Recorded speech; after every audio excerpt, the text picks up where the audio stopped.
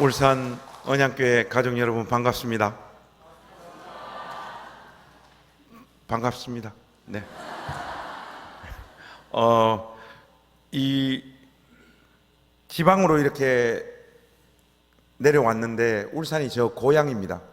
고향인데 울산에 있는 교회에서는 초청을 잘 안 해주세요. 언양교회가 울산에 있는 교회 중에 두 번째 이렇게 설교하러 온 교회입니다. 그래서 이렇게 초대해 주셔서 하나님 말씀을 전할 수 있는 기회를 주셔서 우리 목사님과 그리고 당회 우리 장로님들 그리고 언양교회 모든 가족 여러분들에게 감사의 말씀 전하고 또 오늘 이 말씀 함께 나눌 때 전하는 저도 은혜 받고 여러분들도 은혜 받는 그런 시간 되었으면 좋겠습니다. 오늘 이 본문 말씀을 보면 비유가 두 개가 나와요. 하나는 자라나는 씨의 비유, 그리고 하나는 겨자씨의 비유. 그런데 이 두 비유가 공통적으로 하나님 나라가 성장하고 자랄 때 하나님 나라는 어떤 특징을 가지는지 우리에게 말해주는 비유들입니다. 먼저 26절과 27절 말씀을 여러분 한번 보십시오.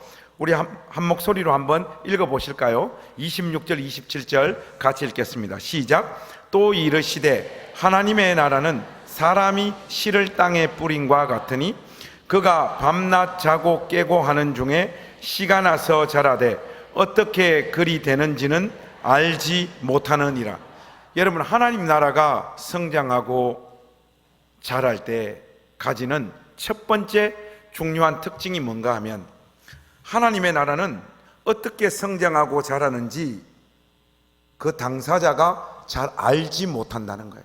여기서 말하는 당사자는 그 하나님 나라의 복음을 세상 가운데 뿌린 사람이라고 말할 수도 있고 그 하나님 나라의 복음을 받아들인 그 사람의 심령 안에 하나님 나라가 성장하고 자랄 때 그 당사자가 하나님 나라가 어떤 모습으로 전진하는지 잘 알지 못한다는 말. 우리의 삶의 동성 가운데 분명히 한번 시작되어진 이 하나님 나라는 성장하고 자라는데 그 삶의 환경과 조건 가운데 놓여 있는 신자는 하나님 나라가 어떻게 성장하고 자라는지 잘 감각하거나 느끼거나 알지 못한다는 것. 이것이 하나님 나라의 성장에 있어서 아주 중요한 특징입니다. 제가 요즘 우리 한국 교회를 이렇게 보면 조금 우려스러운 모습들이 좀 있습니다. 그게 뭔가 하면 이 강단에서 하나님 말씀을 선포하고 그 하나님 말씀을 듣는 것보다 성도들이 자신의 삶을 간증하고 또 자기 삶에 역사되어진 하나님을 증거하는 간증하는 문화를 더 좋아한다는 것. 이거는 어떤 의미에서 조금 우려스러운 부분입니다.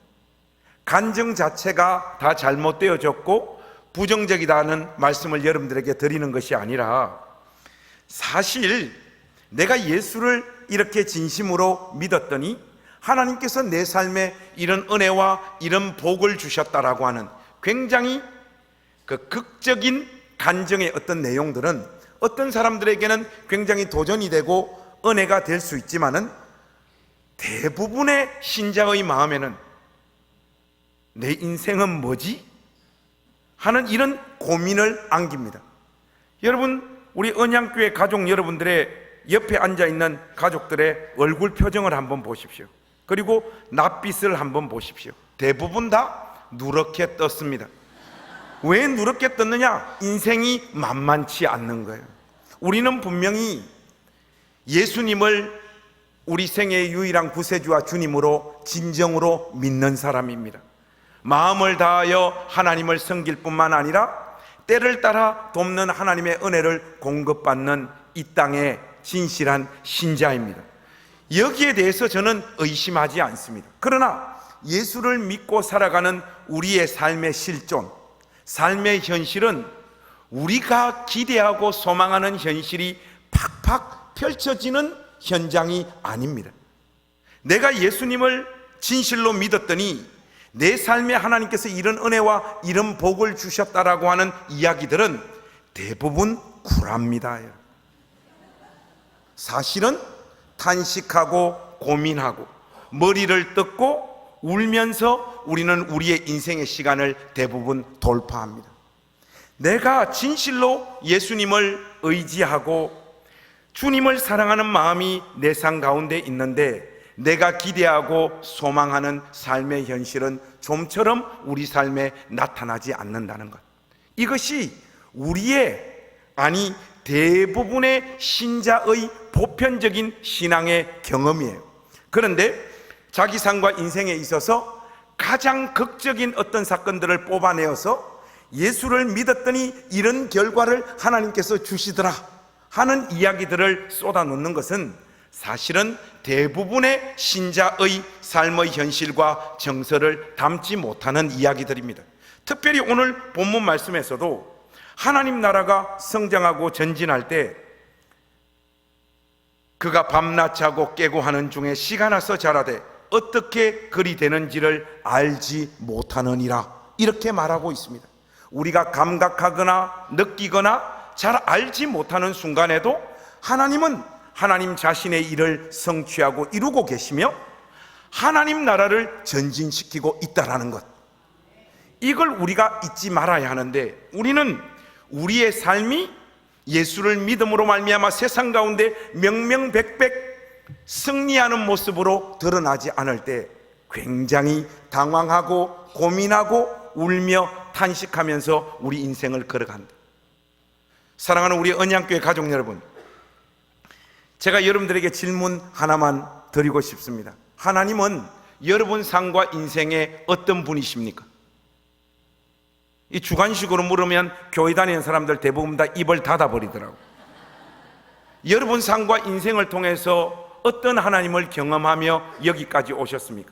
보통 이런 질문을 예수님 믿는 권속들에게 던지면 하나님은 내 삶에 신실하신 분, 은혜로우신 분, 때를 따라 도와주신 분이셨습니다 하는 이런 말랑말랑한 신앙 고백들을 굉장히 많이 해요. 그런데 저에게 누군가 목사님, 솔직하게 목사님의 삶과 인생에 하나님은 어떤 분이셨습니까? 목사님 솔직하게 말씀하셔도 좋습니다. 그렇게 허락해 주신다면 저는 할 말이 있는 사람입니다. 여러분들 허락해 주시겠습니까? 나 잘 되는 꼴 죽어도 못 보는 분, 하나님이 그렇게 느껴지는 날들이 인생의 시간에서 저는 대부분이었습니다. 도대체 예수님을 믿는 내 심령 안에서 하나님께서 이루시고자 하시는 일이 뭘까? 내 삶과 내 인생 가운데 하나님은 어떤 은혜를 부어주고 있는 것일까? 이런 고민들이 저는 저의 신앙의 여정에서 떠나본 적이 없습니다. 진실로 하나님 나라가 성장하고 자란다는데 어떻게 성장하고 자라는지 저는 전혀 느끼지 못했고 알지 못했고 감각하지 못했습니다. 이런 의미에서 보면 이 말씀은 진실로 진리입니다. 마가는 28절에서 우리에게 어떤 이야기를 더 하고 있는가 하면, 여러분들 28절 말씀 한번 보시겠습니까? 땅이 열매를 맺기는 맺는데 어떻게 열매를 맺는다고요? 스스로 열매를 맺다. 이 문장의 주어는 땅이라고 하는 이 단어입니다. 그런데 신약 성경이 기록되어져 있는 헬라어에 보면 28절에서 문장 맨 앞에 배치되어져 있는 단어는 스스로라고 하는 이 부사가 문장 맨 앞에 놓여 있습니다. 여러분, 영어와 헬라어를 조금만 공부해 보면 누구나 다 발견할 수 있는 점이 하나 있는데, 그게 뭔가 하면 굉장히 많은 영어 단어가 헬라어에서 파생되어져 나왔다는 것. 이 스스로에 해당되어지는 헬라어가 아우토마테 하는 단어예요. 이 아우토마테라고 하는 이 단어에서도 영어 단어가 하나 파생되어져 나왔습니다. 그런 의미에서 우리 언양교회 가족들은 얼마나 센스가 있는 분들인지 한번 확인해 보겠습니다. 여러분, 아우토마테라고 하는 헬라어에서 파생되어져 나온 영어 단어가 뭘까요? 비슷한 어떤 것들을 입을 열어 말하면 그게 정답입니다. 여러분, 아우토마테에서 파생되어져 나온 영어 단어가 뭘까요? 우리 낮은담 교회 가족들에게 물어봤어요. 하니까 우리 낮은담 교회는 교회 이름만 낮은 게 아니라 수준도 낮아요. 아우토마테에서 파생되어져 나온 영어 단어가 뭐냐 하니까 아우토반 이러고 자빠졌어요. 여러분, 아우토반은 독일의 고속도로 이름이지 영어 단어가 아니잖아요. 여러분, 아우토반이 파생되어져 나온 영어 단어가 아니라 아우토마테에서 나온 영어 단어는 오토매틱이에요. 하나님 나라는 하나님 나라의 그 시, 그리고 그 시가 심기운 땅, 한마디로 하나님 나라의 그 자체의 생명력이 하나님 나라를 밀고 가고 전진시키며 성장시키는 그 능력을 가지고 있는 나라예요.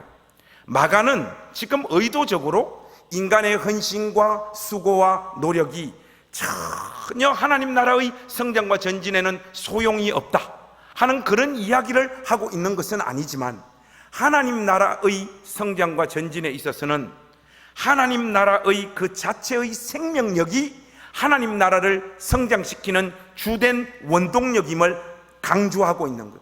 그런데 이 하나님 나라가 그 자체의 생명력이 이 하나님 나라를 전진시키고 성장시켜 갈 때 그 삶의 구체적인 실종 가운데 놓여 있는 하나님 나라의 백성들은 이 하나님 나라가 어떤 모습으로 성장하고 전진하는지를 잘 느끼거나 감각하거나 알지 못한다는 것.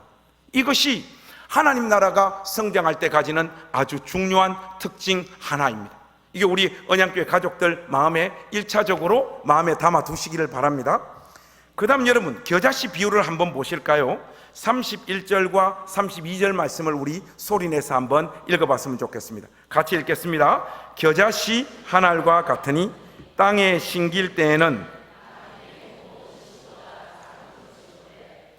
심긴 후에는 자라서 모든 풀보다 커지며 가지를 내나니 공중의 새들이 그 그늘에 깃들일 만큼 되느니라.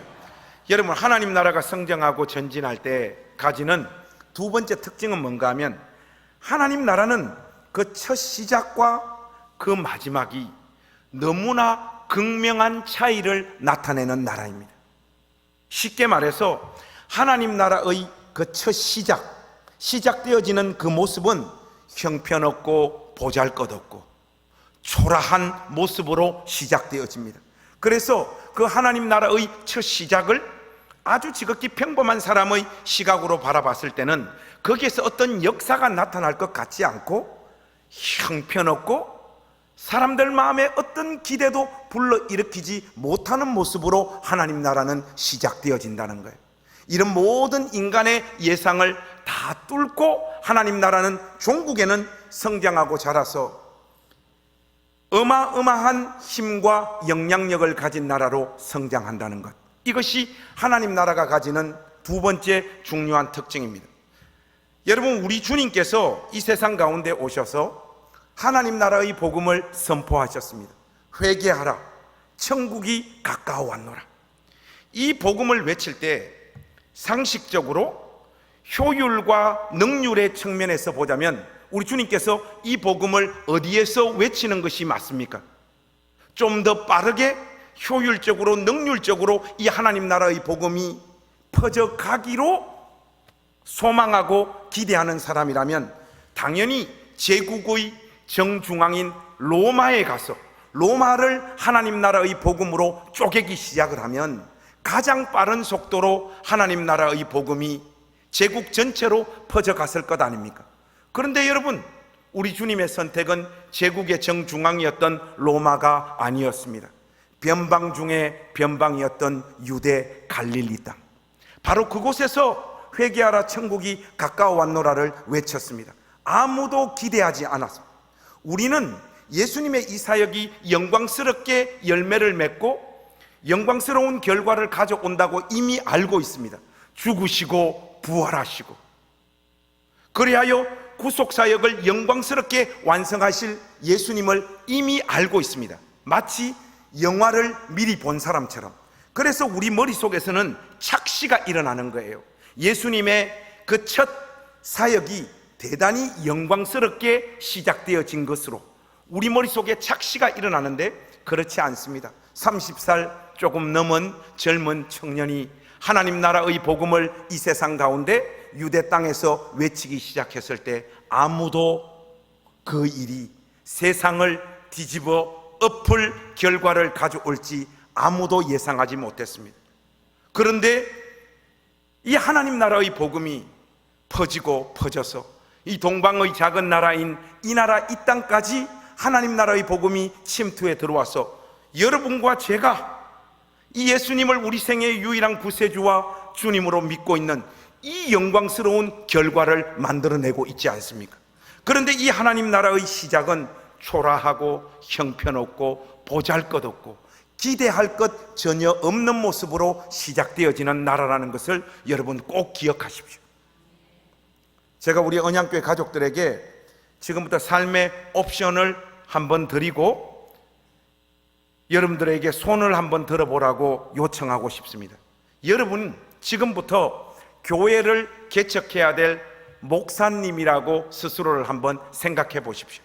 지금 옆에 있는 사람에게 일단 그 사실부터 먼저 인식시키겠습니다. 니는 목사다, 이렇게 한마디씩 해보세요. 시작. 어떤 목사입니까? 교회를 개척해야 될 목사입니다. 자, 여러분들이 만약에 교회를 개척할 목사님이라면 여러분은 어디에서 교회를 개척하고 싶습니까?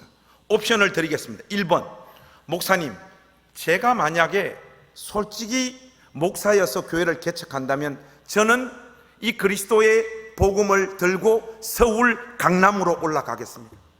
그 강남의 복음의 깃발을 꽂고 그곳에서 성부를 한번 보겠습니다. 이게 1번입니다. 2번, 아닙니다. 목사님, 저는 이름도 빛도 없이 저 시골 깡촌 언양으로 가서 거기에 주님의 몸된 교회를 세우는 삶을 선택하겠습니다. 2번입니다.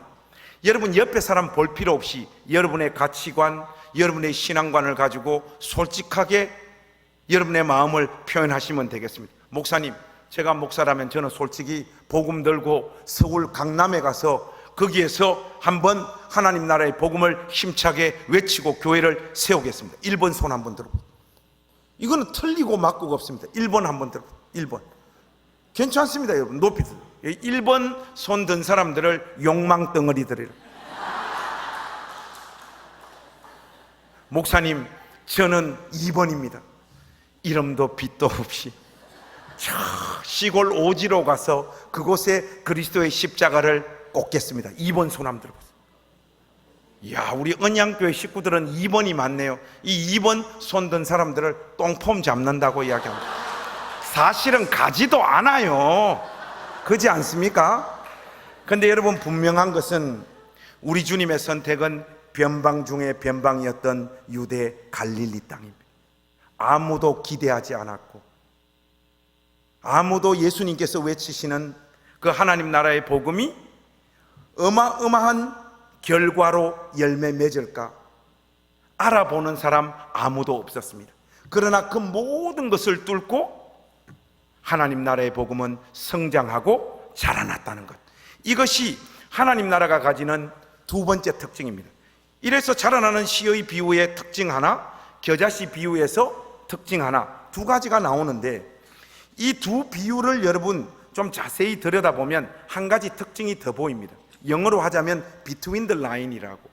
행간을 잘 보시면 마가가 이 지금 두 비유를 이야기를 하면서 하나님 나라의 첫 시작도 언급을 하고 하나님 나라의 마지막도 언급을 하고 있는데 중간 과정이 어떻게 될지는 언급하지 않고 있습니다. 여러분, 우리가 글을 쓰거나 연설을 할 때 앞에 내용도 언급을 하고 마지막도 언급을 하는데 가장 중요한 중간 과정을 생략하는 것은 거기에 어떤 목적과 의도를 담은 거예요. 마가 역시 마찬가지입니다. 이걸 여러분들에게 좀 어떻게 설명을 드려야 될지 모르겠는데 우리 아들이 지금 군대에 가 있습니다. 군 복무 중인데 제가 직전에 몸담고 사역했던 우리 행신침례교회 청년부 아이들이 굉장히 장난이 심하고 짓궂어요. 그래서 우리 목사님 아들이 군대 간다고 하니까 형들이 불러내가지고 밥 사 먹이고 뭐 선물도 주면서 엄청 겁을 준 거예요. 김지호, 너 요즘 군대 때리는 거 없는 줄 알지? 그거 다 뉴스에 나오는 이야기고 진짜로 가면 매일매일 두들겨 맞는다. 근데 그걸 준비하고 가야 된다. 마음에 진짜 많이 두들겨 팬다. 그리고 훈련 받는데 숨이 꼴딱꼴딱 넘어간다 하면서 자기들이 군생활 하면서 제일 힘들었던 날의 경험을 우리 아들한테 다 이야기를 합니다. 우리 아들이 좀 순진하고 애가 착해요. 애가 완전 겁을 먹고 집으로 온 거예요. 그래서 입대할 때까지 저하고 이렇게 둘이 앉아 있으면 애가 항상 겁을 먹어가지고 저한테 했던 질문이 뭔가 하니까, 아빠 군대 가면 어때? 군대 가면 힘들어? 계속 저한테 질문을 하는 거예요. 여러분, 보통 아들이 이런 질문을 할 때 군대를 면제받았거나 육박 나온 아빠들이 거품을 물면서 군생활을 이야기를 합니다. 그러나 저처럼 현역으로 최전방 육사단에서 정통으로 군생활하고 온 아빠는 아들이 아빠 군대 가면 힘들어? 군대 가면 어때? 이렇게 물었을 때 답이 할만해, 다녀와, 간단하게 이야기를 한다고요. 중간 과정을 구구절절히 설명하지 않아요. 다녀와, 할만해. 이 말 속에는 뭐가 담겼습니까? 너는 이제 뒤졌다, 이 말이에요. 마가가요, 하나님 나라의 성장과 전진과 관련해서 첫 시작도 언급을 하고 마지막도 언급을 하는데 중간 과정을 언급하지 않는 이유가 있습니다. 이 하나님 나라가 성장하고 전진할 때 하나님 나라의 복음 위에 엄청난 공격과 박해가 쏟아질 것을 예고하고 있는 말입니다. 그런데 마가가 중간 과정을 생략하고 있는 더 중요한 이유가 있습니다. 그 어떤 공격과 박해가 하나님 나라의 복음 위에 쏟아진다고 할지라도 하나님 나라는 하나님께서 시작하신 일이기 때문에 그 어떤 공격과 박해가 주어진다고 할지라도 그 모든 것을 뚫고 하나님께서 처음 계획하고 의도하셨던 그 열매, 그 결과로 반드시 열매 맺는다.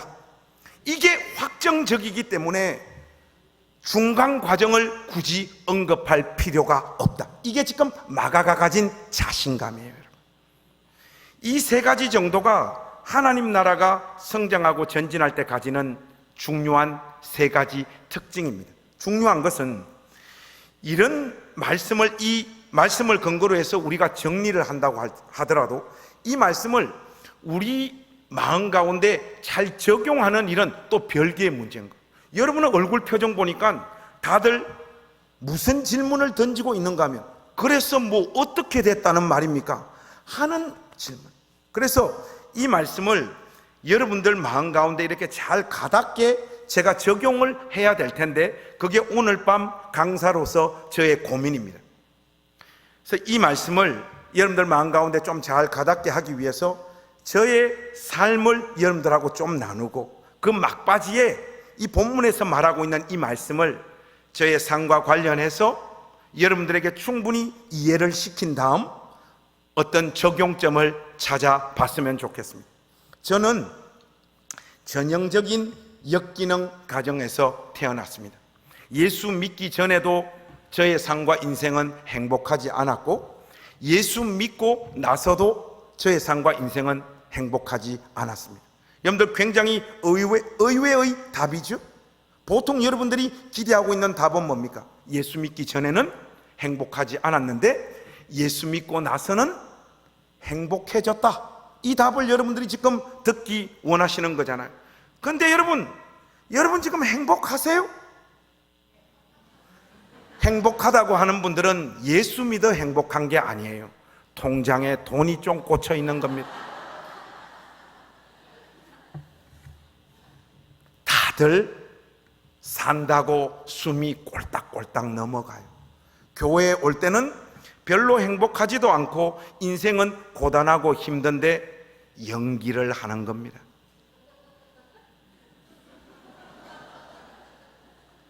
저는 아버지가 알코올 중독, 노름 중독, 폭력 중독이었어요.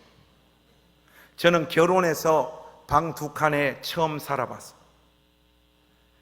형님하고 누님들하고 나이 차이가 많이 나서 형님하고 누님들 다 시집 장가 가고 난 다음에 아버지하고 어머니하고 저하고 셋이서 살았습니다. 단칸방에서. 우리 시대의 아버지들은 자기 인생을 열심히 살았는데 인생이 자기 뜻대로 굴러가지 않을 때 술과 노름으로 자기 인생을 다 소비해버린 사람들이 참 많았잖아요. 우리 아버지도 전형적인 그런 분들 중에 한 분인데, 우리 아버지는 동급 최강이셨어요.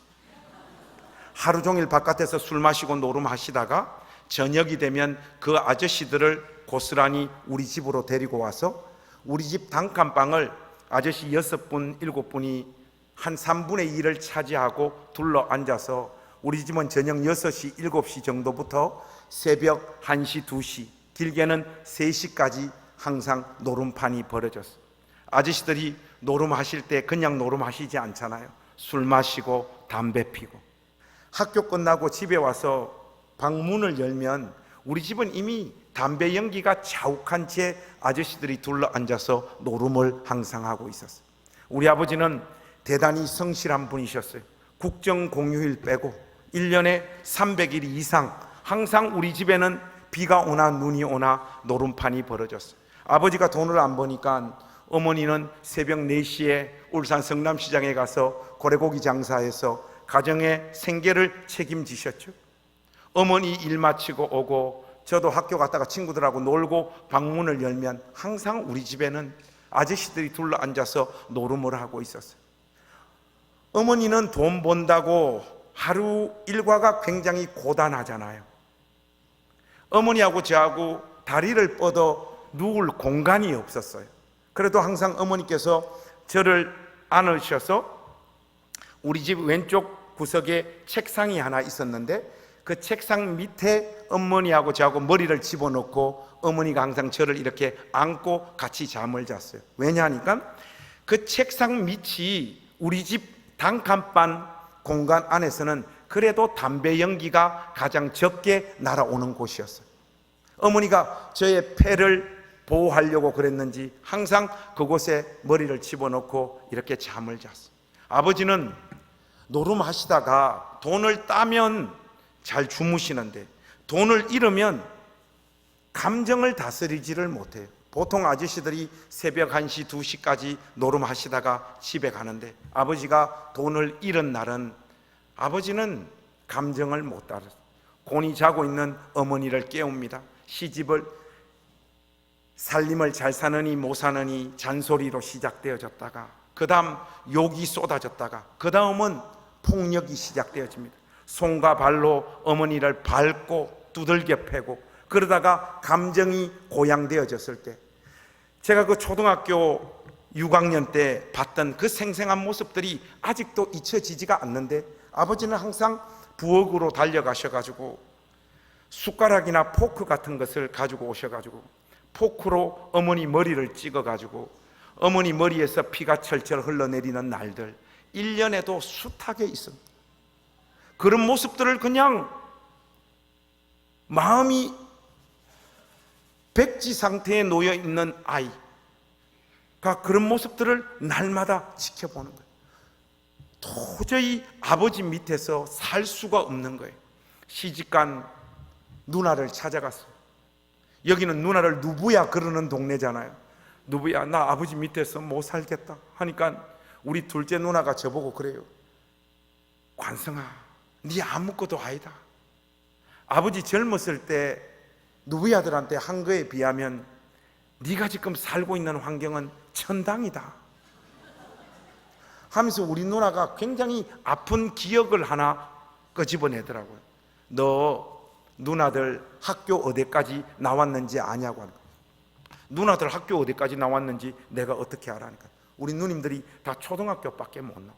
이유인즉슨 아버지가 자신의 노름 미천을 마련하기 위해서 초등학교 졸업하자마자 우리 누님이 3분 계신데 하나는 부산으로 하나는 대구로 하나는 포항으로 셋 다 식모살이를 보내버린 거예요.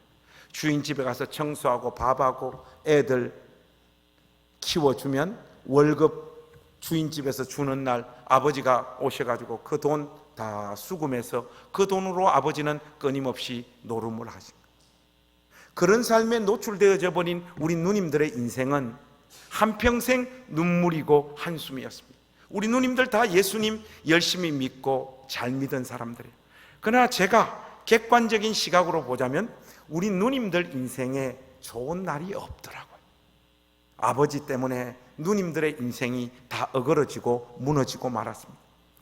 저 바로 위는 누님들이 아니고 형님입니다. 저보다 10살 많은 우리 형님. 남자라고 중학교를 보내줬나 봐요. 중학교 2학년 때 형님은 집에서 가출해서 남은 인생을 험하게 그냥 계속해서 살고 방황하고 자기 인생을 방탕함에 내던져 버렸습니다. 누님 인생, 형님의 인생이 다 어그러지고 무너졌고 제가 그 집에 2남 3녀 중 막내예요. 여러분, 저 같은 아이가 걸어갈 길은 불 보듯 뻔한 거예요. 저도 초등학교 6학년 때부터 손버릇이 나빴습니다. 이런 환경 속에서 자란 아이가 정상적으로 공부하고 정상적인 인성을 가지고 자랄 수가 없죠. 울산에 뭐 이런저런 가게에 가서 프로스펙스, 나이키, 운동화, 옷 많이 훔쳤고 돈도 훔쳤고 지금도 제일 생생한 장면은 그거예요. 울산에 에스컬레이터가 제일 먼저 생긴 곳이 옛날에 주리온 백화점이라고 옥교동이었는데 주리온 백화점 맞은편에 그 중앙시장에 진흥 슈퍼마켓이라고 있었어요. 거기에 제가 테니스 가방 들고 들어가서 한쪽 라인에 있었던 초콜릿 한 300개 정도 털어 나오다가 초등학교 6학년 때 현장범으로 붙잡혔습니다. 그 경찰서로 넘어갔는데 어리고 초범이라고 하는 이유로 저는 훈방 조치가 됐어요. 그래서 우리 집에 아버지 뭐 술 드시고 있어서 못 오고 어머니 한글을 잘 모르셔서 경찰서에 올 수가 없고 누님들 다 시집가 있고 그때만 하더라도 미성년자가 아니었던 우리 형님이 저를 데리러 왔어요. 담임선생님이 이제 경찰서에서 저를 빼내가지고 우리 형님한테 저를 넘겨주는데 가정교육 잘 부탁합니다. 그러더라고요. 우리 형님은 험한 인생을 사신 분이에요. 전문적인 용어로 깡패. 따라와 하고 형님이 저를 끌고 간 곳이 어딘가 하니까 제가 성장하고 자랐던 울산시 우정동, 그때만 하더라도 우리 동네 우물가가 있었어요. 그 우물가로 끌고 가더니 이 쌍놈의 새끼 옷 다 벗어 그러더라고요.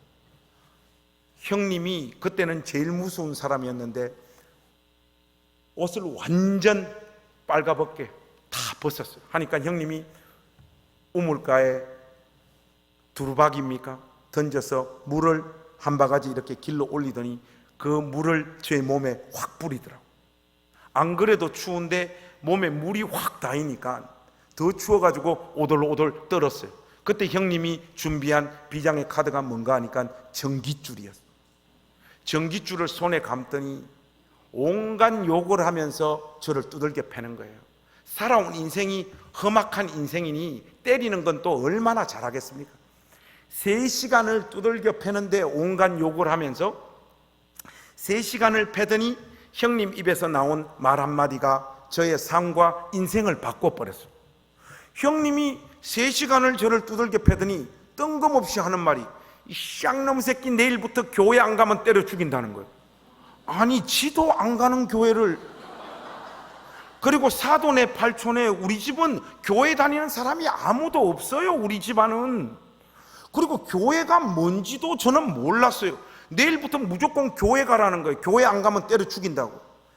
제가 훗날 알아보니까 우리 형님이 깡패잖아요. 제가 좀 도둑질하고 이렇게 돌아다니는 게 형님 귀에 이렇게 들어간 거예요. 그러니까 우리 형님이 동료 깡패들한테 내 동생 저거 어떻게 하면 좋노? 저 지금 하는 거 보니까 좀 지나면 이제 몸에 그림 그리고 집 가출하고 인생이 나하고 비슷하게 돼버릴 것 같은데 저거 어떻게 하면 좋지? 하니까 동료 그 깡패들이 우리 형님한테 해준 말이 그러면 네 동생 교회 한번 보내봐라. 이렇게 된 거예요. 형님이 그 이야기를 듣고 저보고 내일부터 교회 안 가면 때려 죽인다는 거예요. 형님이 교회를 나름 연구를 많이 했더라고요. 관성아, 헌금 걱정은 하지 마라. 형님이 챙겨줄게 해서 예수 안 믿는 우리 형님이 챙겨주는 그 헌금 들고 그 주부터 교회를 가기 시작해서 저는 오늘 언양교회 와서 이 하나님 말씀을 전하는 순간 저 평생 동안 단 한 번도 교회를 빠진 적이 없어요. 단 한 번도. 여러분, 제가 누군가 하면 전 세계 최초로 불신자에게 전도받아서 목사된 사람입니다. 그렇게 교회를 가니까 목사님이란 분이 설교를 하시더라고요. 예수를 바르고 진실하게 믿으면 하나님께서 복을 주신다는 거예요. 한 개인의 삶도 바꾸고 가정도 바꾸고 하나님은 가문도 다 바꾸어 주신다는 거예요. 그때 저 앞에 앉아 있었던 아줌마들 있잖아요. 지금 생각하면 집사님, 권사님들이에요. 그분들이 아멘, 아멘, 아멘 하는데 저는 믿음이 없고 이제 막 교회를 갔고 아멘이 뭔지도 모르는 아이였지만 저의 마음에 어떤 생각이 드는가 하니까 설마 목사님이 거짓말을 하시겠나, 이런 생각이 드는 거예요. 진짜 예수만 열심히 믿으면 하나님께서 우리 집안 모든 거, 이 지긋지긋한 가난, 아버지 술주정뱅이, 폭력, 이렇게 사는 우리 집도 정말 복을 받을 수 있단 말인가. 그때 제가 우리 고향교회 울산 침례교회 75년 역사상 신앙생활 제일 열심히 하는 애로 돌변해 버렸습니다. 저는 중고등학교 시절 동안 새벽기도 한번 빠져본 적이 없습니다. 수요 예배, 금요 예배 빠진 적 없고요. 주일날도 제가 소속되어져 있는 학생의 예배뿐만 아니라 시간만 나면 다른 기관 모임에도 무조건 가서 앉아 있던 사람이 저예요.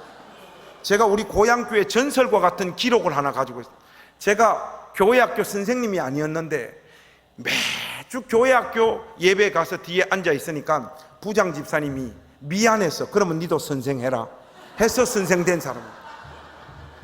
제가 생각해도 정말 예수님을 열심히 믿었고, 근데 확실히 믿음은 들음에서 난다고, 하나님 말씀이 들리는 그 현장에 앉아 있다 보니까 하나님 말씀을 알아들을 수 있는 귀가 점점 열리고 이 말씀이 그 자체의 생명력이 저의 영혼을 쪼개고 침투해 들어오더라고요. 하나님 말씀을 들으면서 저는 인격적으로 회심하고 예수님을 내 생의 구세주와 주님으로 영접하게 됐습니다. 그런데 그때만 하더라도 이렇게 은혜를 좀 크게 받은 사람은 목사가 되는 분위기였어요. 그 왠지 그때만 하더라도. 그래서 목사님이 되는 것이 뭔지도 모르지만 저처럼 엮이는 가정 속에서 자란 아이가 예수님을 이렇게 만나다 보니까 그 감격이 얼마나 큽니까?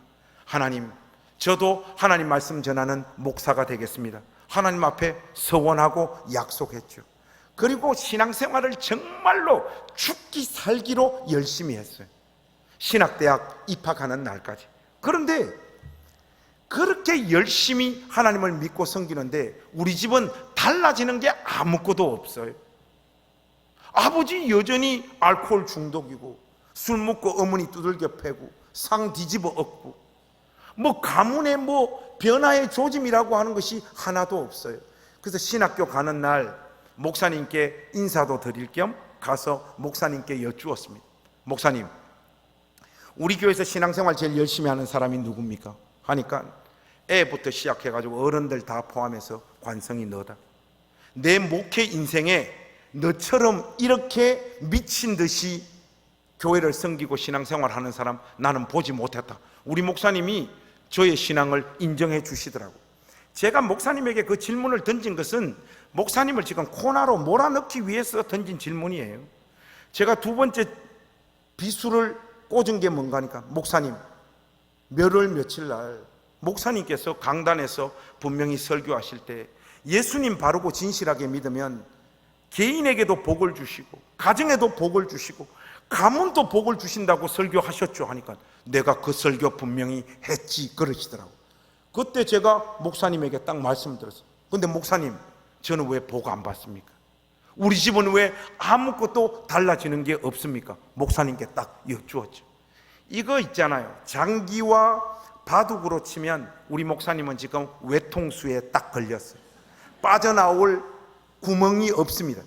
그런데 이걸 빠져나오는 자들이 목사들은, 목사님이 뭐라고 말씀하시는가 하니까, 관성아, 하나님의 때가 있어. 딱 듣는데 기분은 안 좋은데 말 자체는 이게 설득력이 있는 거예요. 아, 하나님의 시간이 있구나. 하나님께서 복 주시는 시간이 따로 있구나. 이게 설득이 되는 거예요. 그때 제가 깨달았습니다. 아, 세상에서 말을 제일 잘하는 것들이 목사구나. 그때 제가 깨달았어요. 그리고 저는 목사님의 그 말씀 가슴에 담아서 신학교에 가서 대전 침례신학대학이 대전에 있었, 대전에서 울산으로 매주 왔다 갔다 하면서 저의 청춘의 시간들을 우리 고향교회에 다 쏟아부었습니다. 다시 돌아가서 그렇게 신앙생활 하라고 해도 그렇게 할 수 없을 만큼 다 쏟아부었어요. 그때만 하더라도 신학교를 가니까 외국에 유학을 한번 갔다 와야지 하나님 앞에 크게 쓰임 받는다, 뭐 이런 말도 안 되는 이야기들이 신학교 안에 이렇게 막 떠돌더라고. 지금 철이 들어서 생각해 보니까 유학 한번 갔다 와야지 큰 교회에서 불러준다, 이 말 같아. 그러니까 저도 뭐 청춘의 시절에 욕망이 없는 사람이 어디 있습니까? 유학을 가고 싶은데 저는 공부를 잘하지 못했어요. 또 공부를 열심히 한 날도 없었고, 그런데 또 유학은 가고 싶은 거예요. 방법은 영어 공부를 열심히 하는 수밖에 없잖아요. 저는 태어나서 하나님 말씀인 성경을 제일 많이 읽었고, 성경 다음으로 제일 많이 읽은 책은 성문종합영어예요. 40번 봤습니다. 성문종합영어 40번 달달달달 보고 거의 외우다시피 하니까 영어가 뚫리더라고요. 그래서 저는 미국 남침내교 신학교로 유학을 가려고 하다가 이게 방향이 길이 막혔어요. 그래서 영국으로 우리 집 사람하고 영국으로 넘어가서 신학 수련을 하고 한국으로 돌아왔어요. 이제 신학 수련을 다 끝났으니까 뭐 기도해 주는 사람도 없지, 땡겨주는 사람도 없지, 밀어주는 사람도 하나도 없는 저 같은 환경에 노출된 이런 목사들은 교회를 개척하는 수밖에 없는 거예요. 근데 여러분, 교회를 개척하려면 뭐가 있어야 됩니까? 1번 하나님의 은혜, 2번 돈. 여러분, 몇 번이 있어야지 교회를 개척할 수 있습니까? 여러분 또 야가 빠져가지고 하나님의 은혜가 돈입니다 또 이렇게 말할 거예요. 여러분, 교회를 개척하려니까 현실적으로 돈이 있어야 되잖아요. 근데 뭐 저는 가난뱅이였고 돈이 하나도 없었고, 우리 집안 또 안 믿는 집안, 우리 집 사람 내도 안 믿는 집안. 그래서 우리는 국리 끝에 학원 교실을 하나 빌려가지고 교회를 시작을 했어요. 학원 교실 딱 교회하고 비슷하더라고요. 교탁은 강대상, 책걸상은 회중석, 아무것도 없는 그곳에서 집사람하고 저하고 교회를 개척했어요. 교회를 개척하는데 기도하는데 막 하나님께서 막 확신을 주시는 거예요. 초라하게 시작하지만 내가 이 개척교회 위에 은혜를 붓겠다. 아무 염려하지 말고 달려가라. 하나님께서 막 확신을 주시는 거예요. 근데 여러분, 한 사람의 확신은 위험합니다. 그래서 제가 우리 집 사람한테 물어봤어요. 여보, 우리 이 중요한 교회 개척을 하는데 당신 기도하는데 하나님께서 어떤 신호나 은혜 안 주시나 하니까, 여보, 왜 안 주노? 왜 안 주노? 기도하는데 막 눈물이 얼마나 쏟아지는지. 너희들이 처한 이 조건과 그래서 기대하는 것과 그 모든 것을 뛰어넘어서 내가 이 개척교회 위에 놀라운 은혜를 쏟아붓겠다. 하나님께서 그 확신을 주신다는 거예요. 그러니까 우리 집사람하고 저하고 생각이 똑같았어요. 그래서 우리는 비록 초라했지만 그 개척교회에서 개척을 시작을 했습니다. 개척을 해보니까 우리 둘이 받았던 생각이 다 착각이었어. 개척을 시작할 때도 거지였는데 개척교회 한 5, 6년 하고 나니까 진짜 완전 쌍 알거지가 돼버려요. 길바닥에 내 앉아야 되는 상황이 막 떠밀려 오더라고요. 제가 첫 개척지에서 깨달은 것은 딱 하나였어요. 여자는 돈 없는 시간을 절대로 오래 못 버틴다. 여러분, 우리 집 사람요, 전형적인 사모 스타일입니다. 성격 부드럽고 온유하고 남편 잘 섬기고 순종 잘하고, 이 순한 양 같았던 여자가요, 개척교회 5, 6년 하고 나니까 완전 호랑이 새끼로 돌변해버린 거예요. 첫날 만날 싸우는 거예요. 첫날 만날, 니하고 나는 안 맞다, 우리는 잘못 만났다, 애들 그 유치원 다닐 때 이혼하자, 그만하자, 니하고 나는 안 된다, 안 된다. 우리 애들 저 다리 붙잡고, 아빠 언제 이혼해? 애들이 우리 싸움을 말기는데, 그때 깨달았어요. 목사라고 하는 타이틀, 사모라고 하는 타이틀이 우리의 인격과 신앙을 담보해 주지를 않더라고. 정말 이게 막 경제적인 상황이 극단적인 상황으로 내몰리니까, 그때 우리 안에 있는 그 더러운 본성들이 막 튀어나와서, 사실 우리 집 사람이 무슨 그런 잘못을 했겠어요. 제가 저 안에 욕망은 크고, 그러나 현실은 시궁창인 그 상황을 견디지 못하는 거예요. 아내를 매일매일 긁어대는 거예요. 그러니 아무리 성품 좋은 아내라도 그 상황을 견딜 수 있겠습니까? 시간이 지나서 저의 목회 여정을 이렇게 뒤돌아봤을 때, 하나님 앞에 제일 죄송하고 부끄러운 게 뭔가 하니까 그 개척교회를 포기한 거예요. 견딜 수가 없었어.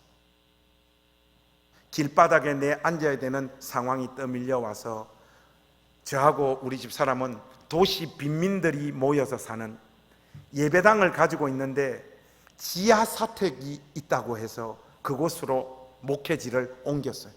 가니까 할머님들, 70살 넘은 할머님들, 또 60살 넘은 할머님들 한 12분, 13분 이렇게 있는 교회. 남자들은 한 명도 없고, 그곳에 짐을 풀고, 지하사택에 짐을 풀고 목회를 시작을 했어요. 부임해서 그래도 의욕이 넘치잖아요. 그래도 내 설교 들어줄 사람이 이제 생겼잖아요. 하나님 말씀 열심히 준비해서 새로운 마음으로 복음을 외치고 목회를 시작을 했는데, 아니, 설교 준비를 열심히 해서 설교를 하면 한 10분 지나면 매주 주무셔. 여러분, 그것도 한두 번 당해야지 3달, 4달 계속 할머님들이 주무시니까 짜증이 슬 올라올 뿐만 아니라 제 마음에 어떤 생각이 드는가 하니까, 설교 준비가 무슨 소용이 있나 해서 간이 붓기 시작을 하는데, 주일날 10시 50분에 설교 준비를 하는 거예요.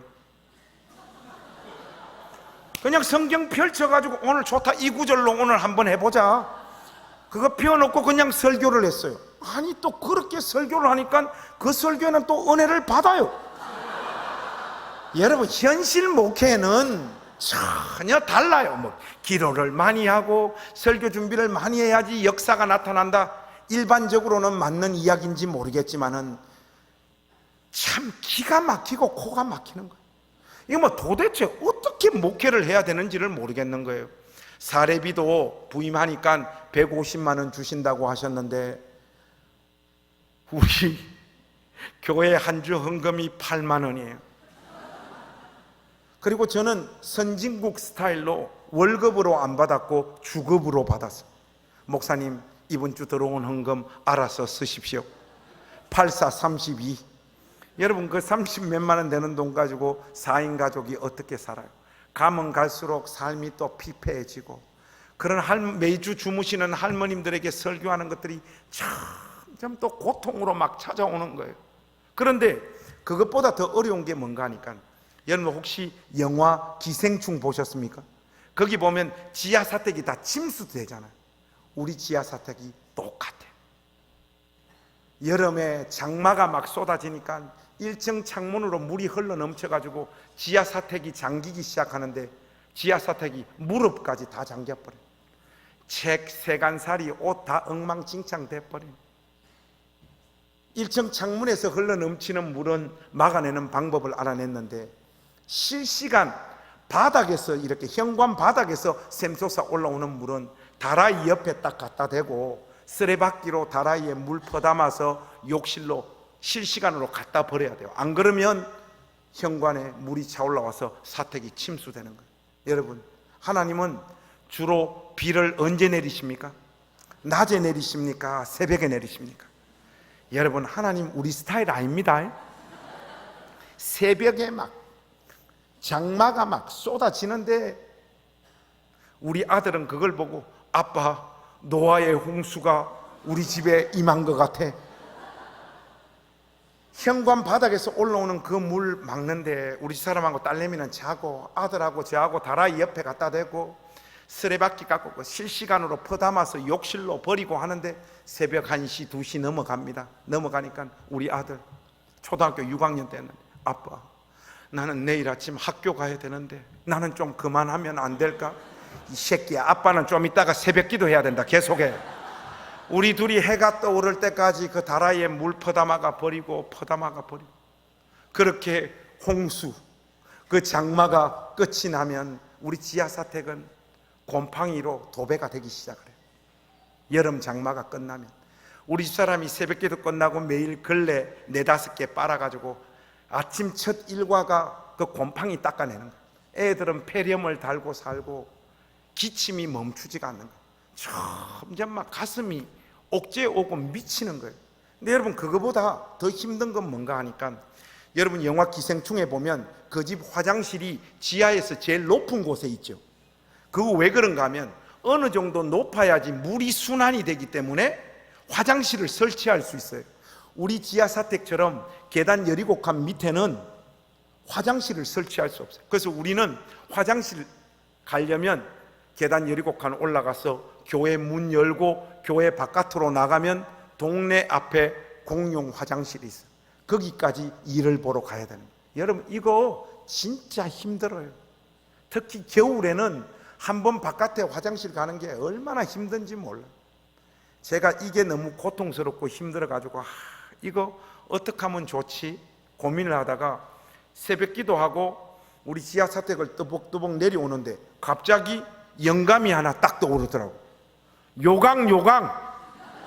어렸을 때 사용했던 요강. 그래서 제가 우리 가족들 다 불렀어요. 오늘부터 우리 집은 요강을 쓴다. 근데 이 요강 사용하는 규칙이 있으니까 좀 잘 따라주라 해서, 첫 번째, 노똥 온니 오줌. 큰 거는 여기서 하지 마라. 바깥에 화장실 가라. 자주 우리를 안 찾아오니까 여기는 절대 그건 안 되고, 우리 4가족이 여기에 오줌을 싸기 시작을 하는데 4명이서 오줌을 싸기 시작하면 오줌이 이렇게 차올라올 거 아니에요. 그러면 오줌이 한 이 정도면 제발 좀 멈춰라. 제발 이 오줌을 이 끝까지 싸지 마라. 한 번 화장실 가는 게 귀찮아가지고 우리 가족들은 항상 이 끝까지 오줌을 싸놔요. 그러면 새벽 기도 끝나고 제가 이 요강 들고 화장실에 이 오줌 버리러 가는데 계단 올라가는데 출렁출렁 손에 오줌이 줄줄줄줄 흘러내니까 매일매일 정말 미치겠는 거예요. 우리 어머니도 늦게 예수님 믿고 집사님으로 살다가 돌아가셨는데 그때만 하더라도 교회가 뭔지 잘 몰랐어요. 다만 아들이 개척교회 하다가 어떤 교회, 작은 교회 청빙 갔다는 것만 알고 계셨어요.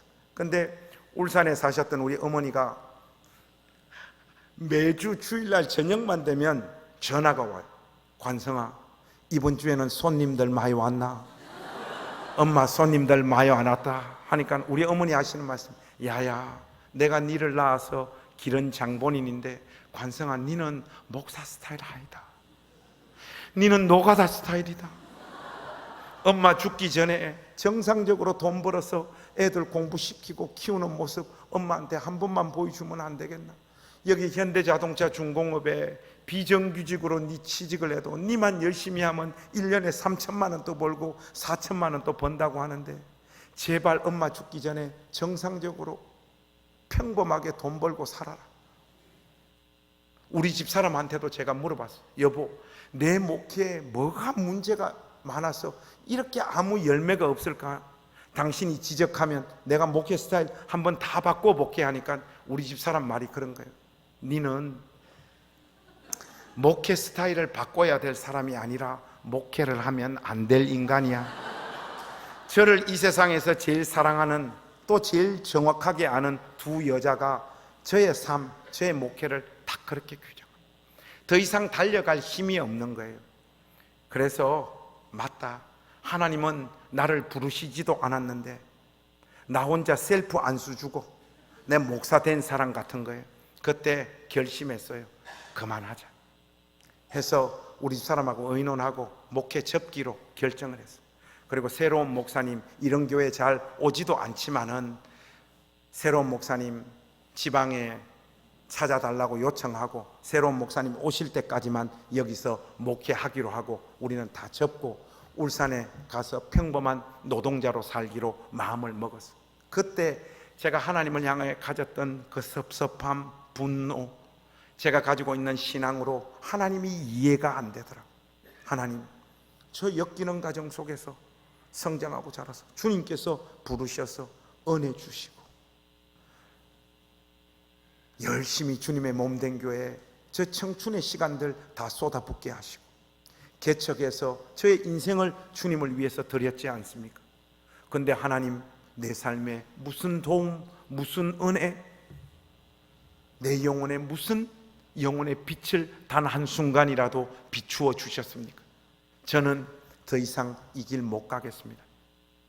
평범한 노동자로 살겠습니다. 울산에 가서 교회를 다닐지 안 다닐지 솔직히 그것도 잘 모르겠습니다 하는 그 하나님을 향한 어마어마한 분노, 통곡하고 밤을 새워서 하나님 앞에 매달려서 저의 마음을 하나님 앞에 토해 놓았죠.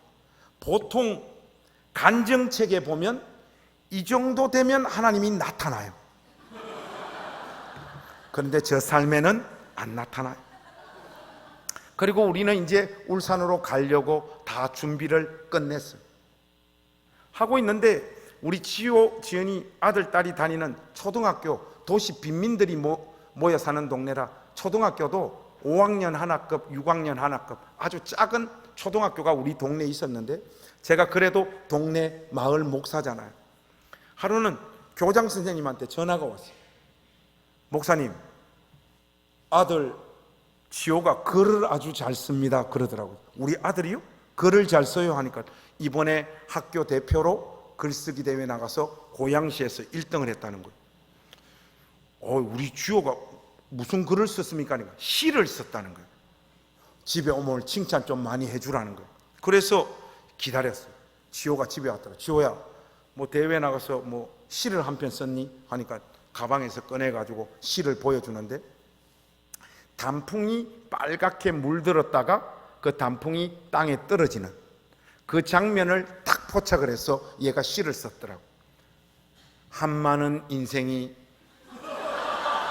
가슴에 피눈물을 안고 자기의 생을 마감하려 한다. 뭐 이런 시였어요. 제가 그거 읽으면서 우리 아들이 글을 참 잘 쓰네 이거보다도 이런 환경 속에서 살면 애들이 이렇게 망가지는구나, 솔직히 그런 생각이 들더라고. 근데 뭐 우리 지호가 그 시 한 편 잘 쓴 게 내 삶과 인생이 다 어그러지고 무너져가는 그 순간에 무슨 그렇게 큰 위로가 되겠어요. 그냥 우리 아들한테 이런 면이 있겠구나 그렇게 생각을 했어요. 그리고 이제 우리는 완전히 울산으로 가기 일보 직전, 우리 지호가 학교를 갔다 오더니 아빠, 나 고양시 대표로 경기도 어린이대회 글쓰기 대회 대표로 출전한다는 거예요. 경기도에 있는 시군에서 글 잘 쓰는 초등학교 애들 전부 다 직결시켜 가지고 장원을 뽑는 대회래. 근데 여러분, 아버지는 아들에게 꿈과 비전도 심어줘야 되지만 현실도 가르쳐줘야 되거든. 김지호, 잘 들어라. 네 임마 고양시에서 1등한 거 네가 진짜 글 잘 써서 1등 했다고 생각하나? 그게 아니다.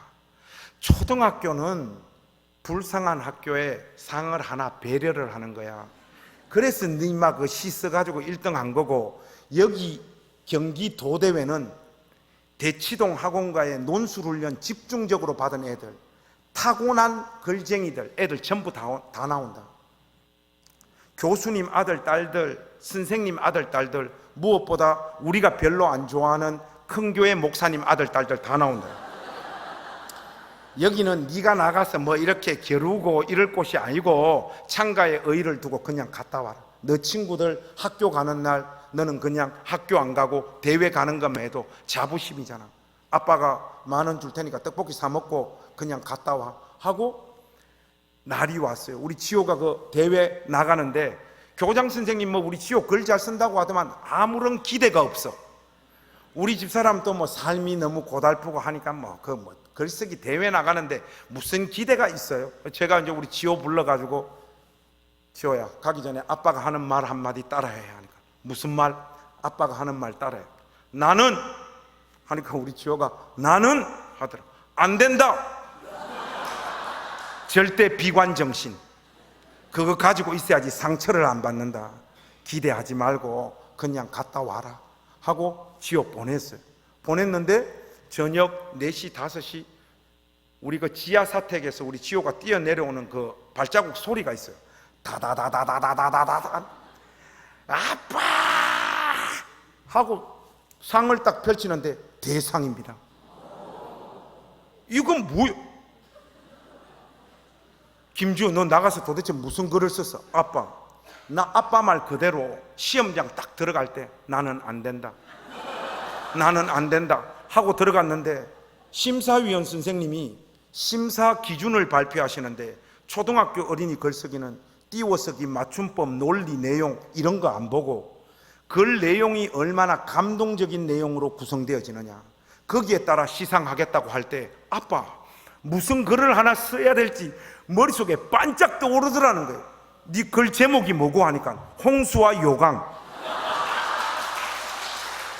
저하고 밤새 다라이에 그 물 퍼담았던 이야기를 써내려 간 거예요. 써내려 가다가 한 번은 제가 요강 버리기 싫어가지고 지호야 오늘은 네가 한 번만 버리는데 우리 지호가 그거 들고 올라가다가 계단에서 엎어져 버려요.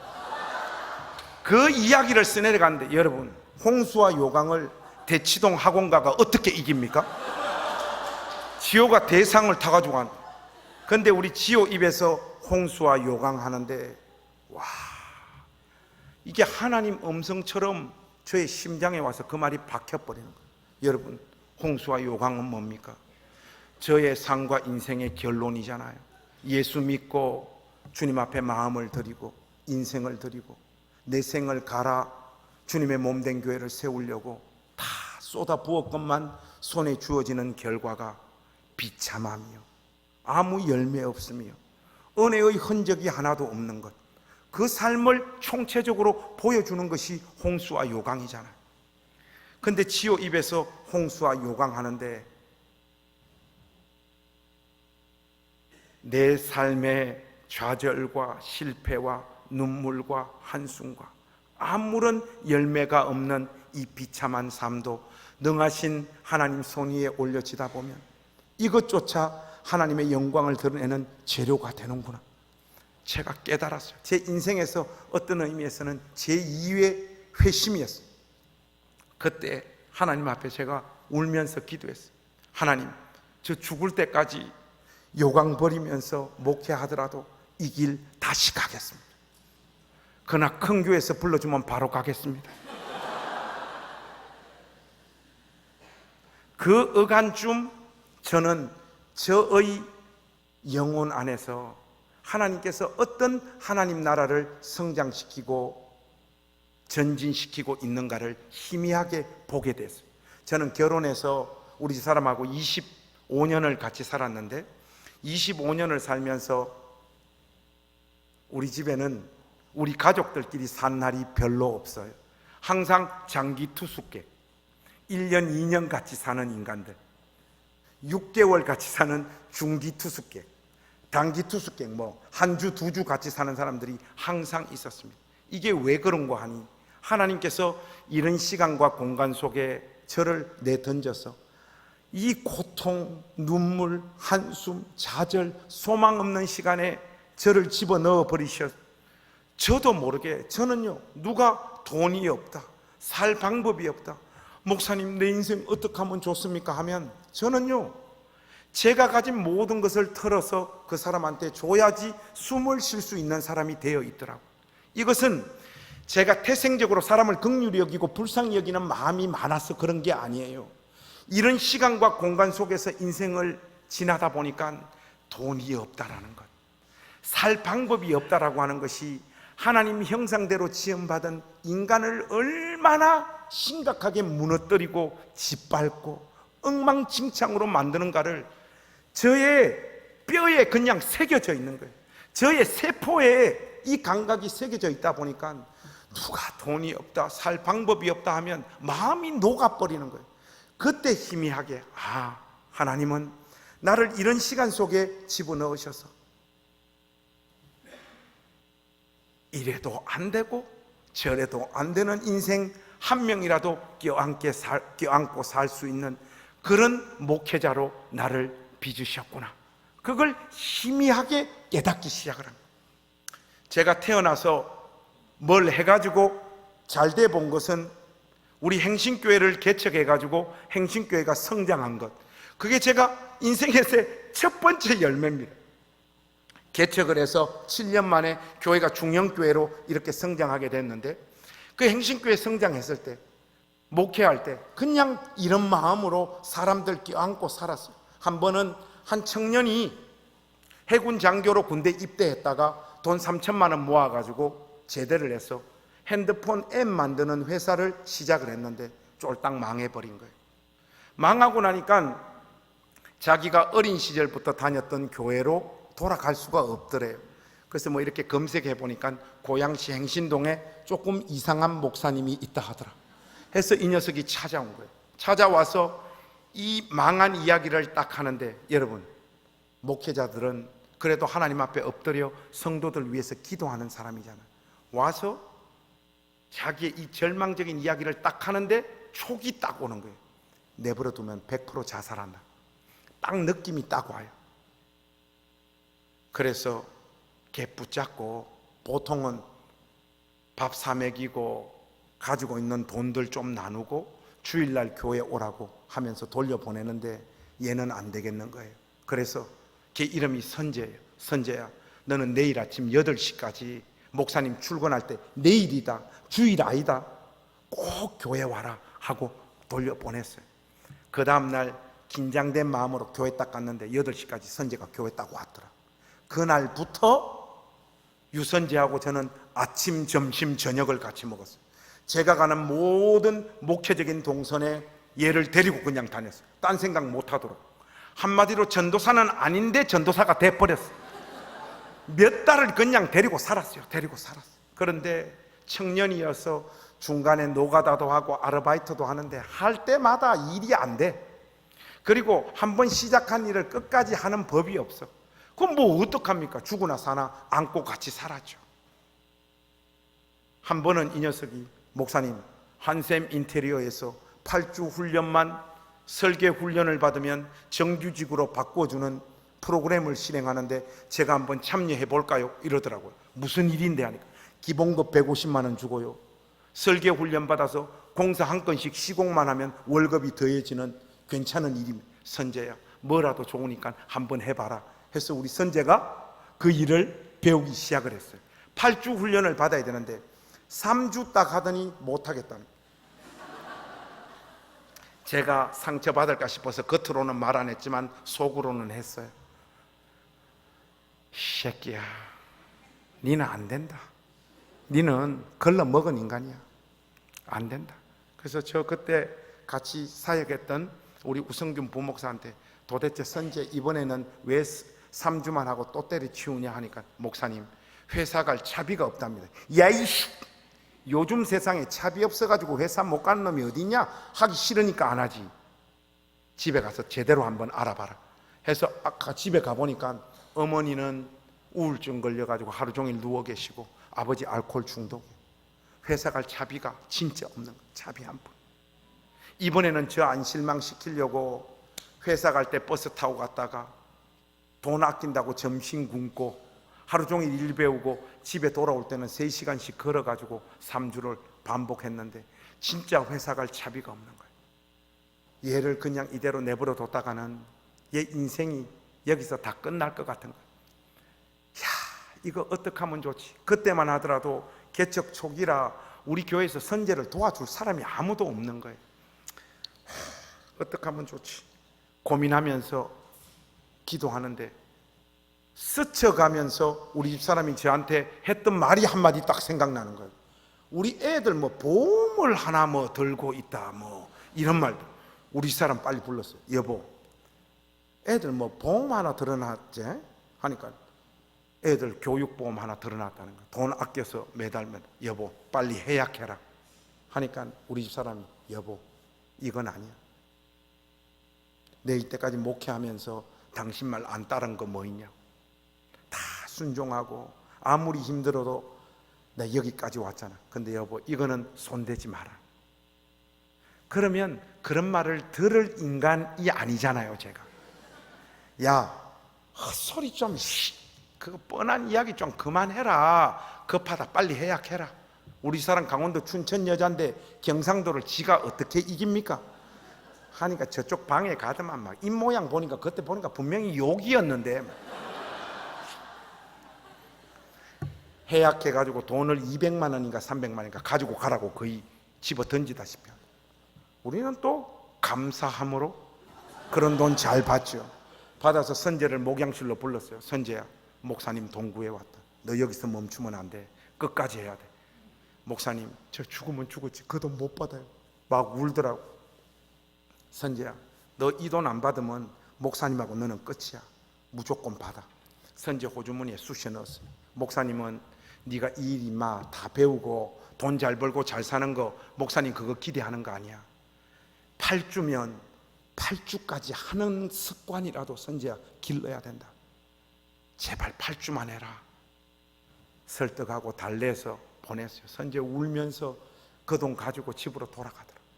그래서 우리 선제가 8주 끝냈어요.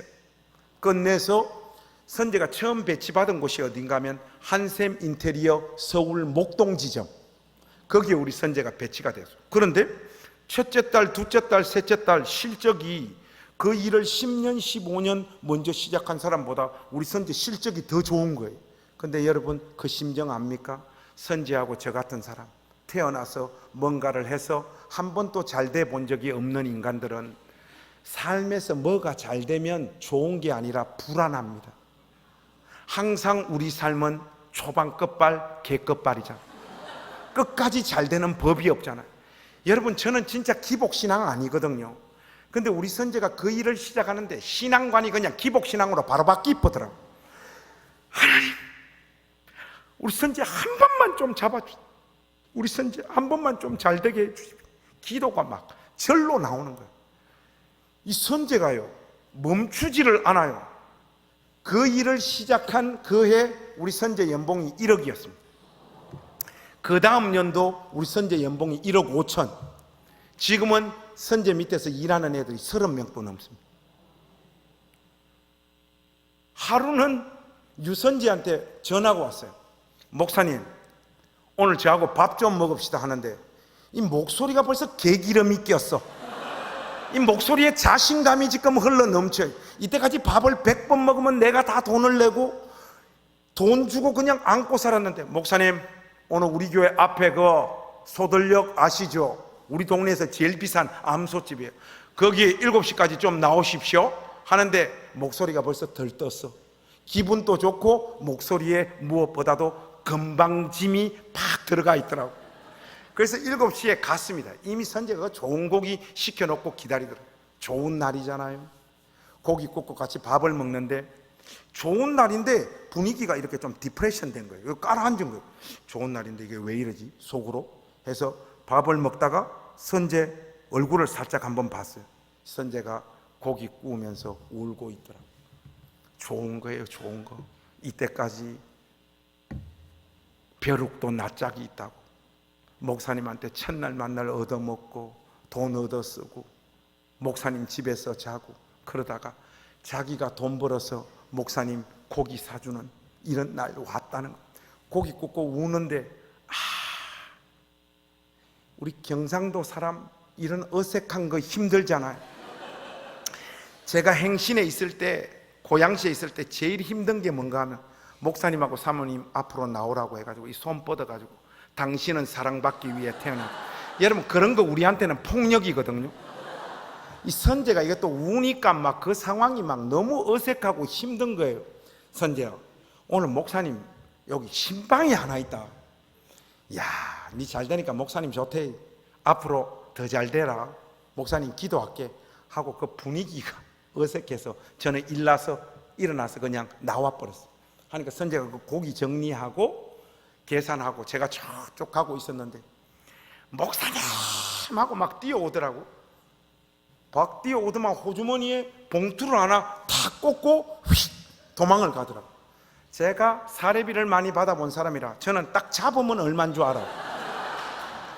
딱 잡으니까 이거는 세종대왕이야.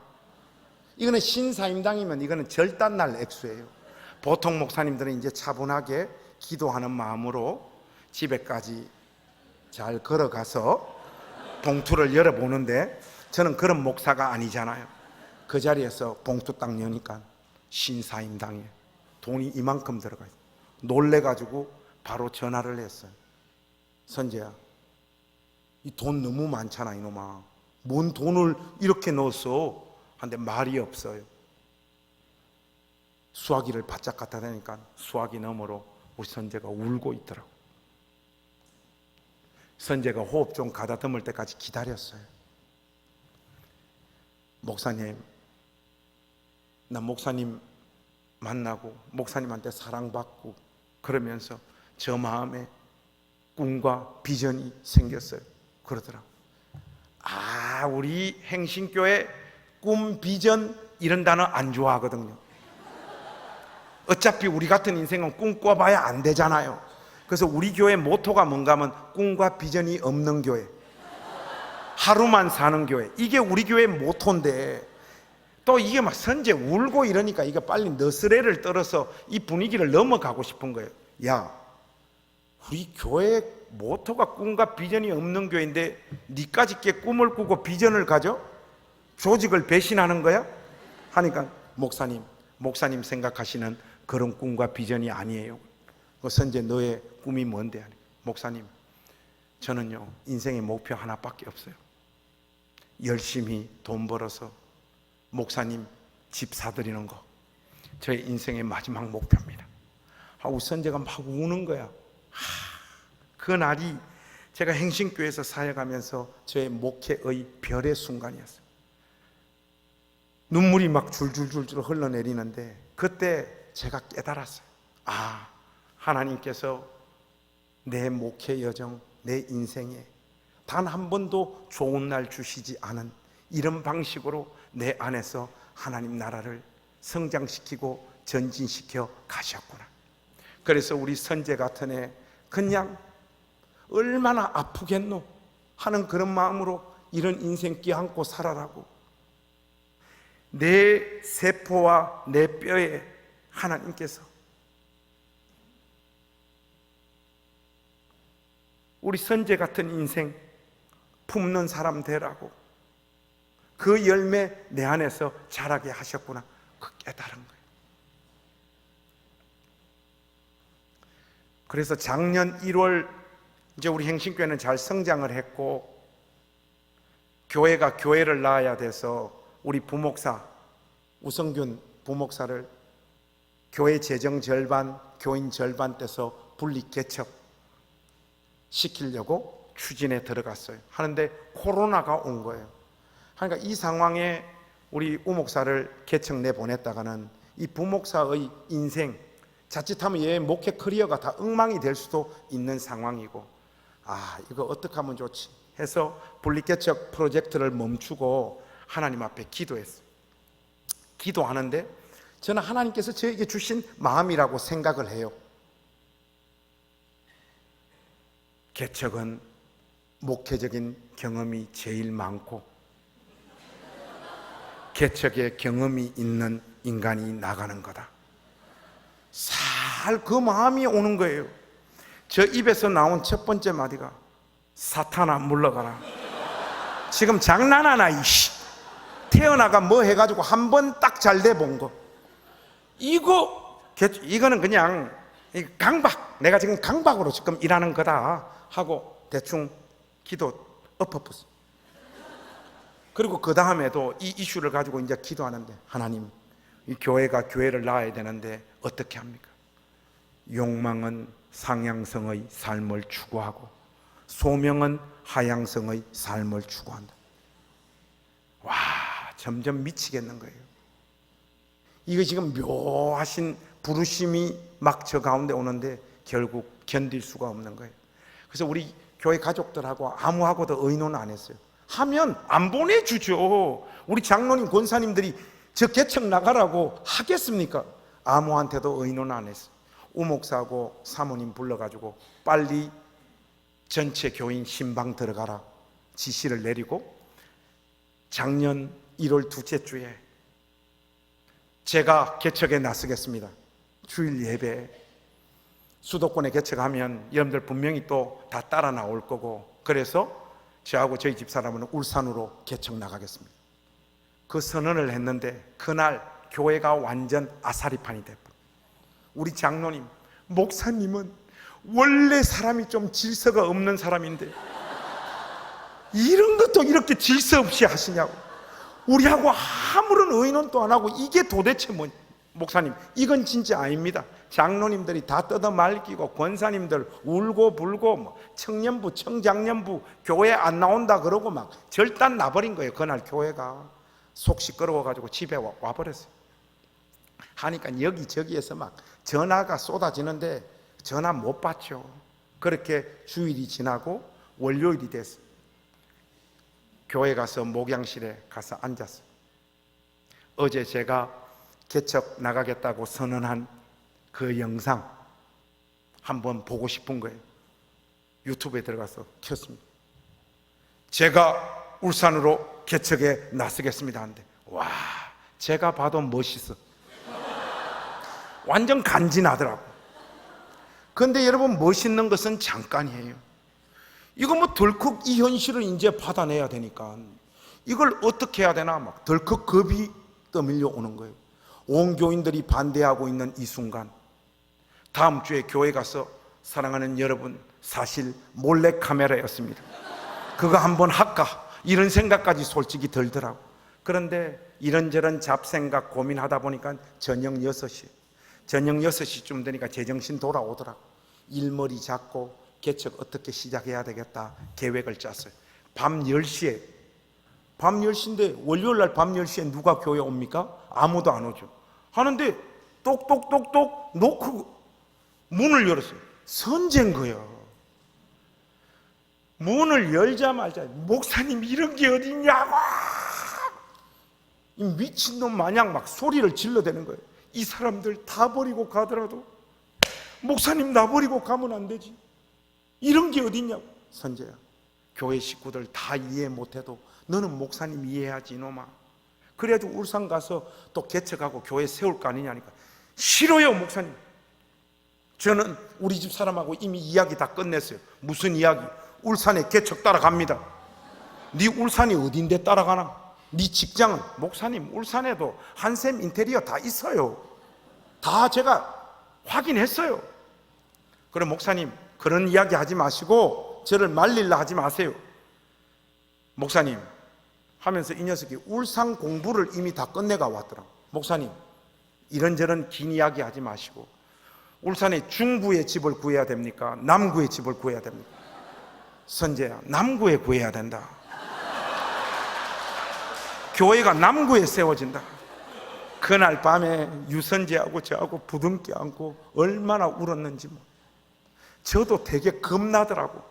50 넘어서 멀리 떨어진 곳으로 개척 나간다는 게 얼마나 두려워요. 근데 한 놈이 분리 개척이기 때문에 나는 목사님 지켜야 된다 하고 우리 선재가 따라 붙은 거예요. 그래서 우리 집 사람은 애들 방구해 준다고 한 2달 늦게 오고, 우리 선재 회사 정리한다고 조금 늦게 합류하기로 하고 작년 8월에 울산에 떨어진 거예요. 혼자서. 여러분도 오해 없이 들으십시오. 개척 첫날 300명이 왔더라고요. 아, 축하해 주러 손님들이 많이 왔구나 그렇게 생각했어요. 그런데 그 다음 주도 거기서부터 사람들이 늘어나서 지금 딱 1주년 된 날이에요. 우리 교회가 생긴 지가 1년 한 주가 지났는데 지난주까지 우리 등록 교인들을 확인하니까 540명이더라고요. 여러분, 제가 지금 이 이야기를 자랑하려고 쏟아놓겠습니까? 그게 아니라 한번 보세요, 여러분. 그런 엮이는 가정 속에서 한 소년을 주님께서 부르셔서 예수 믿게 하시고 그 말도 안 되는 인생의 시간에 집어넣어서 삶을 살게 하셔서 당사자는 감각하거나 느끼거나 알지 못하는 시간 속에서 하나님은 저 안에서 하나님 나라를 성장시키고 자라게 하셨고 그 열매 맺는 자리로 저의 삶을 인도하셨잖아요. 사랑하는 언양교회 가족 여러분, 여러분은 여러분의 인생의 가치를 다 알지 못합니다. 오늘 여러분들을 찾아오는 그 삶이 눈물이요 한숨이요, 예수님을 진심으로 믿는데도 불구하고 내 삶과 인생은 왜 항상 그저 그렇고 고난이 많고 답답하고 풀리지 않는 인생의 숙제들은 끊임없이 찾아올까? 왜 내 삶에는 이런저런 구체적인 열매가 없을까? 여러분, 하나님 나라의 성장과 전진에는 당사자는 하나님 나라가 어떻게 성장하고 전진하는지 감각하거나 알지 못합니다.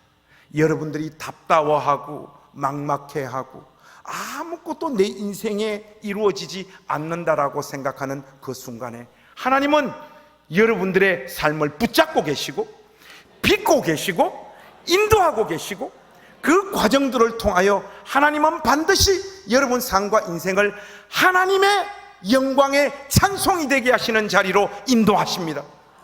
그 자신감을 여러분 가지십시오. 이게 하나님께서 우리를 부르시는 자리입니다. 중요한 것은 이 내용들을 우리 안에 담으면서 이제 우리 언양교회 가족 여러분, 이 시간 이후 하나님 앞에서 우리가 어떻게 살아야 할까요? 그 답이 27절에 나와 있습니다. 설교가 조금 길어지지만 이 내용을 짚고 저는 집으로 가야 돼요. 목사님이 알아서 하라고 했으니까. 여러분, 27절에 보시면 씨가 나서 자라되 어떻게 그리 되는지를 알지 못하느니라 이렇게 말하면서 씨가 나서 성장하고 자랄 때 언제 자랍니까? 그가 밤낮 자고 깨고 하는 중에 씨가 나서 자라요. 무슨 말이냐? 사랑하는 우리 언양교회 가족 여러분, 여러분들이 오늘 이 메시지를 가슴에 안고 여러분들이 하나님 앞에서 어떻게 살아야 되느냐? 집으로 돌아가서 밤이 되면 잘 자는 사람이 돼야 됩니다. 하나님이 우리 아버지시라는 것, 하나님이 내 인생을 붙잡고 계시다는 것을 확신하는 사람은 오늘 자기 자신을 찾아오는 삶의 현실이 그 어떤 시련과 고통과 열매 없음과 소망 없는 현실에 내몰린다고 할지라도 깊이 잠 잘 수 있는 사람인 줄로 믿습니다. 시편 127편에 주께서 사랑하시는 자에게 뭘 주신다? 잠을 주신다. 여러분, 문맥에서 볼 때 그게 무슨 말씀입니까? 우리가 잠을 자는 순간에는 우리가 우리 자신을 위하여 아무것도 하지 못하는 순간이잖아요.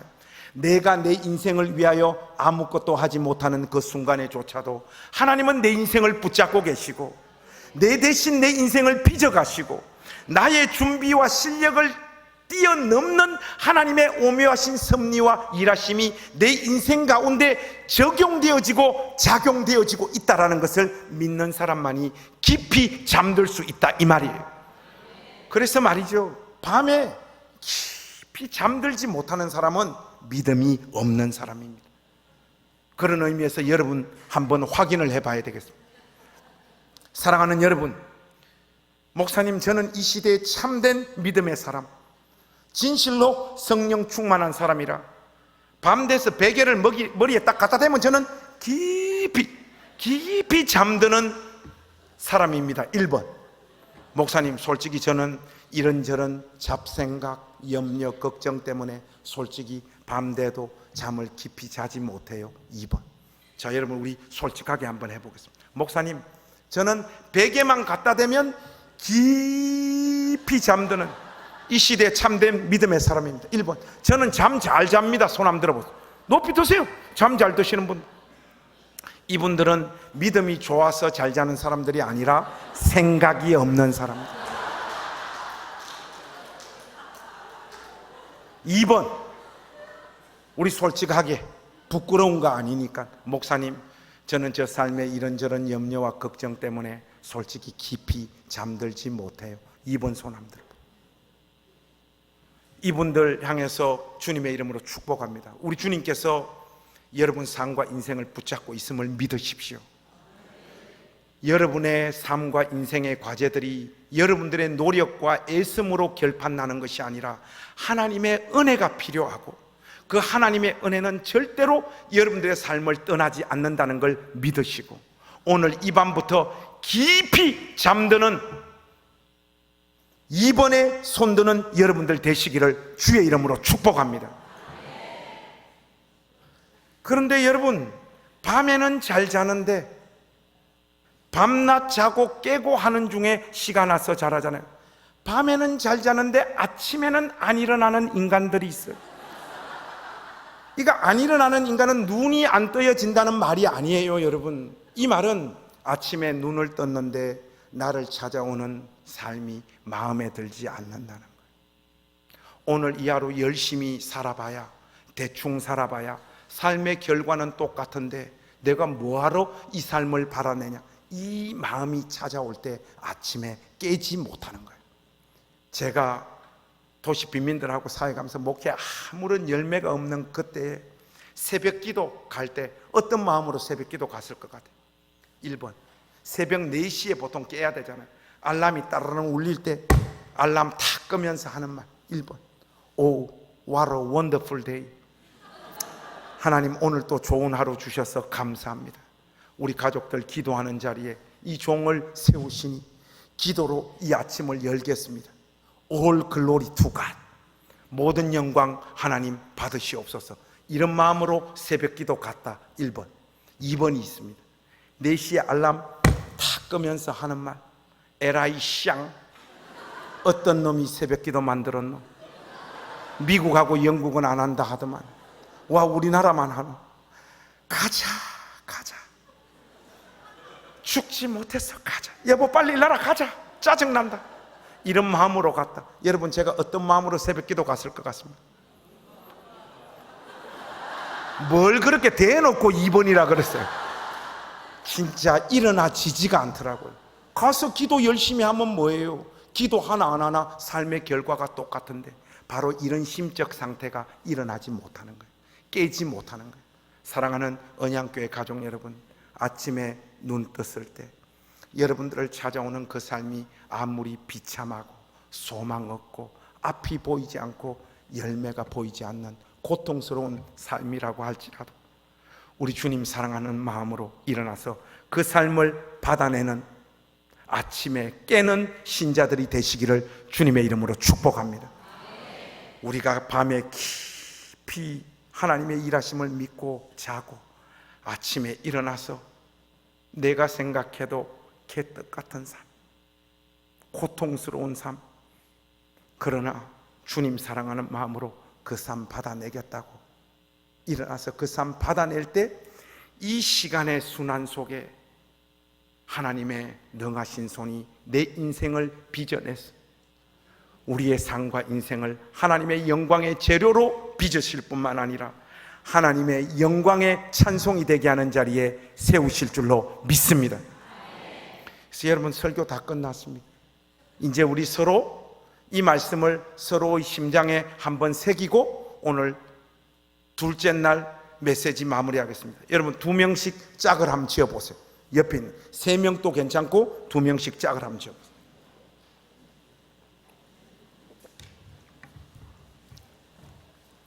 자, 여러분, 그 사람 얼굴 한번 쳐다보세요. 그 불쌍한 얼굴 한번 쳐다보세요. 자, 먼저 정말 우리 마음을 담아서 옆에 있는 권속들에게 이렇게 한번 이야기해 봅시다. 어깨에 이렇게 착 쓰다듬어 주면서 네가 이때까지 산다고 수고가 많았다 한번 해봐.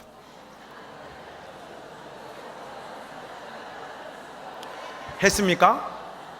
자, 이제 오늘 이 메시지를 그 각자의 영혼에 선포하겠습니다. 눈을 보세요. 자, 이렇게 말해요. 밤이 되면 잘 자라. 자, 한마디 더 합니다. 아침이 되면 잘 일어나라. 마지막 한마디가 있습니다.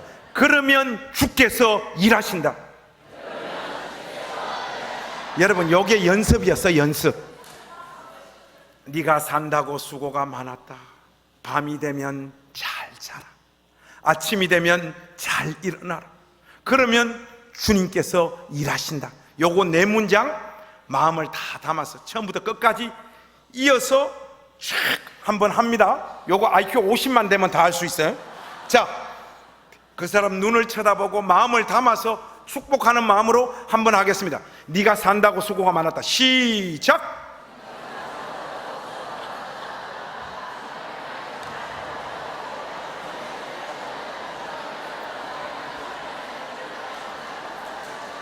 할렐루야. 언양교회 가족 여러분, 주님 안에서 이때까지 산다고 수고가 많으셨습니다. 예수님 안에서 산 사람의 인생은 실패가 없습니다. 하나님의 부르심에는 후회가 없습니다. 예수 믿고 살았는데 여러분 삶이 비참하고 아무 열매가 없고 몸부림치며 여기까지 왔지만 그저 그런 인생이어도 절대로 여러분 삶을 자책하거나 화나지 마십시오. 여러분 스스로에게 좋은 점수 주십시오. 예수님 안에서 걸어온 신자의 인생에는 실패가 없습니다. 그래서 말이죠, 언양교회 가족 여러분, 밤 되면 잘 주무십시오. 이거 집회 오래 하면 안 돼. 빨리 가서 자야 돼요, 여러분. 밤이 되면 잘 주무십시오. 그리고 아침이 되면 그 어떤 삶이 여러분들을 찾아오더라도 잘 일어나십시오. 그러면 우리 주님께서 일하실 줄로 믿습니다. 이 놀라운 은혜가 여러분 생애에 흘러 넘치시기를 우리 구주 예수 그리스도의 이름으로 축원합니다.